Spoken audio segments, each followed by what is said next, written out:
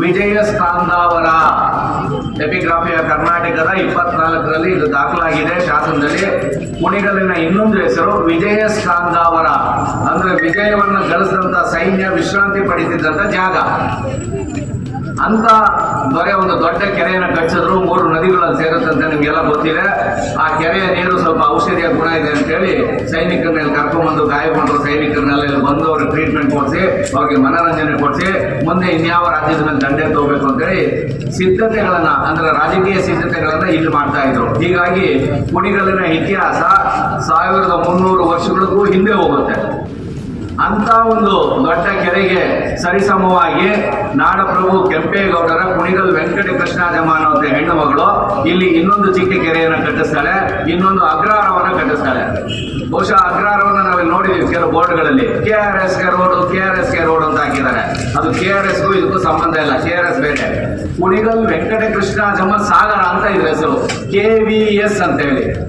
ಅದನ್ನು ಕೂಡ ನಾವು ಮುಚ್ಚಾಕ್ಬಿಟ್ಟಿದ್ದೀವಿ. ಯಾತಿಗೆ ಈ ಮಾತನ್ನ ನಾನು ಹೇಳ್ತಿದ್ದೀನಿ ಅಂದ್ರೆ, ನಾಡಪ್ರಭು ಕೆಂಪೇಗೌಡರಿಗೆ ಒಬ್ಬ ಮಗ ಇರ್ತಾರೆ, ಇಮ್ಮಡಿ ಕೆಂಪೇಗೌಡರು ಅಂತ. ಅವ್ರಿಗೆ 2 ಮಕ್ಕಳು, ಒಬ್ಬ ಹಿರಿಯ ಇಮ್ಮಡಿ ಕೆಂಪೇಗೌಡ, ಇನ್ನೊಬ್ಬ ಮುಮ್ಮಡಿ ಕೆಂಪೇಗೌಡ ಅಂತೇಳಿ. ಹಿರಿಯ ಇಮ್ಮಡಿ ಕೆಂಪೇಗೌಡನಿಗೆ ಮದುವೆ ಮಾಡಬೇಕು ಅಂತ ಹೇಳಿ ಸಾಕಷ್ಟು ಕಡೆ ಹೆಣ್ಣು ನೋಡ್ತಾರೆ. ಎಲ್ಲೂ ಹೆಣ್ಣು ಸಿಗೋದಿಲ್ಲ ಅಂದ್ರೆ ಅವರ ಮನೆತನಕ್ಕೆ ಸೂಟ್ ಆಗುವಂತ ಹೆಣ್ಣು ಸಿಗೋದಿಲ್ಲ. ಕೊನೆಗೆ ಕೆಂಪೇಗೌಡರಿಗೆ ಮನಸ್ಸಿಗೆ ಬರೋದು, ಕುಣಿಗಲಲ್ಲಿ ಒಳ್ಳೆ ಹೆಣ್ಮಕ್ಳು ಸಿಗ್ತಾರೆ, ಒಳ್ಳೆ ಸುಸಂಸ್ಕೃತ ಹೆಣ್ಮಕ್ಳು, ಬಹಳ ಒಳ್ಳೆಯವರು ಅಂತೇಳಿ ಇಲ್ಲಿಗೆ ಬಂದು ಇಲ್ಲಿನ ಹೆಣ್ಣು ಮಕ್ಕಳನ್ನ ಆಯ್ಕೆ ಮಾಡ್ಕೊಳ್ತಾರೆ ತಮ್ಮ ಮೊಮ್ಮಗನಿಗೆ, ಹಿರಿಯ ಇಮ್ಮಡಿ ಕೆಂಪೇಗೌಡರಿಗೆ. ಈ ವಿವರ ನಿಮ್ಗೆ ಎಲ್ಲಿ ಸಿಗುತ್ತೆ ಅಂದ್ರೆ 1599 ಜೂನ್ 10ನೇ ತಾರೀಕಿನ ಕುಣಿಗಲಿನ ಶಾಸನದಲ್ಲಿ ಸಿಗುತ್ತೆ. 1599 ಜೂನ್ 10ನೇ ತಾರೀಕಿನ ಕುಣಿಗಲ್ ಶಾಸನದಲ್ಲಿ ಇದು ದಾಖಲಾಗಿದೆ. ಇಲ್ಲಿ ಬಂದು ಆ ಮಗಳನ್ನ ತಮ್ಮ ಮೊಮ್ಮಗನಿಗೆ ಮದುವೆ ಮಾಡ್ಕೊಳ್ತಾರೆ. ಏನಕ್ಕೆ ಅಂತ ಹೇಳಿದ್ರೆ, ಆಕೆಯ ಗುಣ ಹೇಗಿತ್ತು ಅಂತ ಆ ಶಾಸನವನ್ನು ಅಧ್ಯಯನ ಮಾಡಬೇಕು. ಆಕೆ ಏನ್ ಮಾಡ್ತಾಳೆ, ಮದುವೆ ಆದ್ಮೇಲೆ ತನ್ನ ಆಸ್ತಿಯನ್ನೆಲ್ಲ ದಾನ ಮಾಡಿ ಒಂದು ಕೆರೆಯನ್ನ ಕಟ್ಟಿಸ್ತಾಳೆ, ಅದನ್ನ ದಾನ ಮಾಡ್ತಾಳೆ. ಇನ್ನಷ್ಟು ದುಡ್ಡನ್ನ ದಾನ ಮಾಡಿ ಒಂದು ಅಗ್ರಹಾರವನ್ನು ಕಟ್ಟಿಸ್ತಾಳೆ, ಅದನ್ನ ದಾನ ಮಾಡ್ತಾಳೆ. ಬೇರೆ ಬೇರೆ ರಾಜರ ಹೆಣ್ಮಕ್ಳೆಲ್ಲ ಕೆರೆ ಕಚ್ಚಿದ್ದಾರೆ, ಅಗ್ರಹಾರ ಕಚ್ಚಿದ್ದಾರೆ, ಅದೇನು ದೊಡ್ಡ ವಿಷಯ ಅಲ್ಲ. ಕಟ್ಟಿಸಿದಂತ ಕೆರೆಯನ್ನ, ಕಟ್ಟಿಸಿದಂತ ಅಗ್ರಹಾರವನ್ನ ದಾನ ಮಾಡ್ಬೇಕಾದ್ರೆ ಆಕೆ ದೇವರಲ್ಲಿ ಒಂದು ಪ್ರಾರ್ಥನೆ ಮಾಡ್ಕೊಂಡಿದ್ದಾಳೆ. ಇಲ್ಲಿ ನೋಡಿ ಕುಣಿಗಲ ಹೆಣ್ಣು ಮಕ್ಕಳ ಗುಣ ಏನು ಅನ್ನೋದು ಇಲ್ಲಿ ಗೊತ್ತಾಗುತ್ತೆ. ಇದನ್ನ ನಾವೆಲ್ಲ ಹೆಣ್ಣು ಮಕ್ಕಳಿಗೂ ಪ್ರಚಾರ ಮಾಡಬೇಕು. ನಮ್ಮ ಹೆಣ್ಣು ಮಕ್ಕಳೆಲ್ಲ ಅದನ್ನ ಹೋಗಿ ಅಧ್ಯಯನ ಮಾಡಬೇಕು. ಬಡವರಿಗೆ, ಬ್ರಾಹ್ಮಣರಿಗೆ, ಬೇರೆಯವರಿಗೆ ಎಲ್ರಿಗೂ ದಾನ ಮಾಡ್ಬೇಕಾದ್ರೆ ಒಂದು ಶಾಸನ ಹಾಕ್ಬಿಟ್ಟು ದೇವರಲ್ಲಿ ಅವಳು ಏನ್ ಕೇಳ್ಕೊಂತಾಳೆ ಅಂದ್ರೆ, ನನ್ನ ಅತ್ತೆ ಮತ್ತು ಮಾವನವರಿಗೆ ಒಳ್ಳೇದಾಗ್ಲಿ, ನನ್ನ ಅತ್ತೆ ಮತ್ತು ಮಾವನವರ ಆರೋಗ್ಯ ವೃದ್ಧಿಸಲಿ, ನನ್ನ ಅತ್ತೆ ಮತ್ತು ಮಾವನವರು ದೀರ್ಘಾಯುಗಳಾಗಲಿ, ನಮ್ಮ ಅತ್ತೆ ಮತ್ತು ಮಾವನವರ ಮನೆ ಯಶಸ್ಸನ್ನು ಹೊಂದಲಿ. ಈ ರೀತಿಯ ಶಾಸನ ಭಾರತ ದೇಶದ ಇನ್ನೆಲ್ಲೂ ಇಲ್ಲ, ಈ ರೀತಿಯ ಹೇಳಿಕೆಯನ್ನ.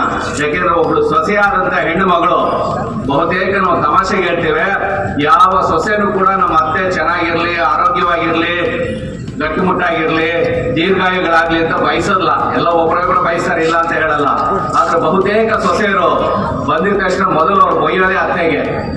ಆದರೆ ಕುಣಿಗಲ ಹೆಣ್ಮಕ್ಳು ಬಂದಿದ ತಕ್ಷಣ ಮೊದಲು ಹೊಗಳೋದು ಯಾರನ್ನ, ಅತ್ತೆ ಅನ್ನೋದು ಈ ಶಾಸನದ ಮೂಲಕ ಗೊತ್ತಾಗುತ್ತೆ. ಇದ್ರ ಬಗ್ಗೆ ನಾವು ಹೆಚ್ಚು ಅಧ್ಯಯನ ಮಾಡಿ ನಮ್ಮ ಮಕ್ಕಳಿಗೆ ಹೇಳ್ಬೇಕು. ನಮ್ಮ ಅತ್ತೆ ಮಾವನವರು ಚೆನ್ನಾಗಿರ್ಲಿ ಅಂತ ಹೇಳಿ ಕೆರೆಯನ್ನ ಕಟ್ಟಿಸಿ, ಅಗ್ರಹಾರವನ್ನ ಕಟ್ಟಿಸಿ ದಾನ ಮಾಡಿರುವಂತ ಕುಣಿಗಲ್ ವೆಂಕಟಕೃಷ್ಣಾಜಮ್ಮನ್ನ ನಾವು ಇವತ್ತಲ್ಲದೆ ಇನ್ಯಾವತ್ತು ನೆನೆಸ್ಕೋಬೇಕು. ಹೀಗಾಗಿ ನಾನು ಮಾನ್ಯ ಶಾಸಕರಲ್ಲಿ ಒಂದು ಮನವಿಯನ್ನು ಮಾಡ್ತೇನೆ. ಆ ಶಾಸನ ಇಲ್ಲೇ ಇದೆ ಅಗ್ರಹಾರದಲ್ಲೇನೆ. ಅಲ್ಲಿ ಯಾರೋ ಒಂದು ಲೇಔಟ್ ಮಾಡ್ಕೊಂಡಿದ್ದಾರೆ, ಖಾಸಗಿ ಅವರು ಇರಲಿ, ಅದು ಕಾನೂನು ಪ್ರಕಾರ ಅವರು ಮಾಡಿದ್ದಾರೆ. ಆ ಶಾಸನ ಒಂದ್ ಕಡೆ ಫುಟ್ಪಾತ್ ಅಲ್ಲಿ ಹಾಕ್ಬಿಟ್ಟಿದ್ದಾರೆ. ಆ ಶಾಸನವನ್ನು ದಯವಿಟ್ಟು ಕುಣಿಗಲ್ ಕೆರೆಯ ಮೇಲೆ, ಯಾಕೆಂದ್ರೆ ವೆಂಕಟಕೃಷ್ಣಾಜಮ್ಮ ಕಟ್ಟಿಸಿರುವಂತಹ ಚಿಕ್ಕ ಕೆರೆನ ಮುಚ್ಚಿಬಿಟ್ಟು ರೈಲ್ವೆ ಸ್ಟೇಷನ್ ಮಾಡ್ಬಿಟ್ಟಿದ್ದಾರೆ.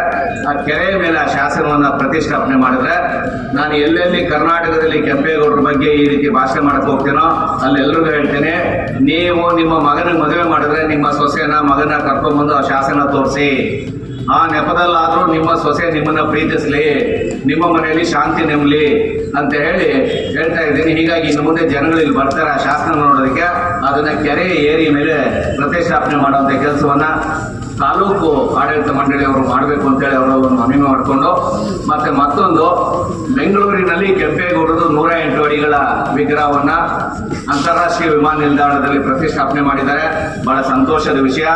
ಅದೇ ತರ ಕುಣಿಗಲ್ ಜನರು ಕೂಡ ನೀವೆಲ್ಲ ಸೇರಿ ಕುಣಿಗಲ್ ಜನರ ಅನ್ನದ ಪ್ರಶ್ನೆ, ಕುಣಿಗಲ್ ಜನರ ಸಂಪತ್ತಿನ ಸಂಕೇತ ಕುಣಿಗಲ್ ಕೆರೆ.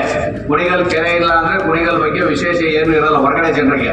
ಹೀಗಾಗಿ ಇಡೀ ಕುಣಿಗಲಿನ ಎಲ್ಲ ರೀತಿಯಲ್ಲಿ ಸಾಕ್ತಾ ಇರೋದು, ಸಲ್ಲುತ್ತಾ ಇರೋದು ನಿಮ್ಮ ಇವತ್ತಿನ ಎಲ್ಲ ಸಂತೋಷಕ್ಕೆ, ಸಂಭ್ರಮಕ್ಕೆ, ನೆಮ್ಮದಿಗೆ ಕಾರಣ ಕುಣಿಗಲ್ ಕೆರೆ.